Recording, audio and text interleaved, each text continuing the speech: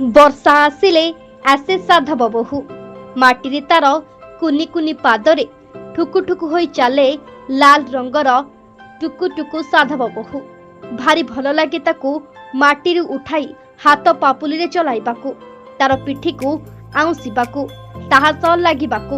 ନା ଅଛି ସେ ସମୟ, ନା ଅଛି ସେ।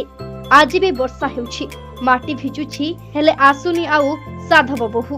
ମାଟିରେ ପଡୁନି ତାର ପାଦ ଚିହ୍ନ। ସମସ୍ତେ ତା ବିଷୟରେ କଥା କୁହନ୍ତି, ଭଲ ପାଆନ୍ତି ଆଉ ପ୍ରଶଂସା କରନ୍ତି, କିନ୍ତୁ ସେମାନଙ୍କ अस्तित्व ଆଜି ସଂକଟରେ।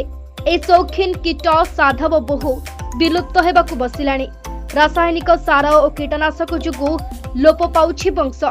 କୁଆଡେ ଗଲା ସାଧବ ବୋହୂ ଆଜି ବି ମନେ ପଡେ। କେହି କେହି ସାଧବ ବୋହୂଙ୍କୁ ପାଟପୋକ କହନ୍ତି। ମୌସୁମୀ ଆସିଲେ ସେ ଆସେ। କୁହାଯାଏ ସାଧବ ବୋହୂ କାଳେ ରଥଯାତ୍ରା ଦେଖିବାକୁ ଆସେ, କିନ୍ତୁ ଆଉ ଦେଖିବାକୁ ମିଳୁନି ସାଧବ ବୋହୂ। ଏବେ ପରିବେଶ ଆଉ ପାଣିପାଗ ବଦଳିଛି। ଏବେ ରଜ ସଂକ୍ରାନ୍ତି ଦିନ କୁଆଁରୀ ମାନେ ଏମାନଙ୍କୁ ସଂଗ୍ରହ କରିଥାନ୍ତି ଓ ଭଲ ବର୍ଷା ପାଇଁ ପୂଜା କରିଥାନ୍ତି। ହାତକୁ ଭେଲଭେଟ୍ ପରି ଲାଗିଥାଏ ସାଧବ ବୋହୂ। ଦେଖିଲେ ଭାରି ଖୁସି ଲାଗେ, କିନ୍ତୁ ଆଉ ଆସୁନି ସାଧବ ବୋହୂ। ତାକୁ ଝୁରୁଛି ଆଷାଢ଼ର ପ୍ରଥମ ବର୍ଷା। ବ୍ୟୁରୋ ରିପୋର୍ଟ, ଗୁଞ୍ଜନ ନ୍ୟୁଜ।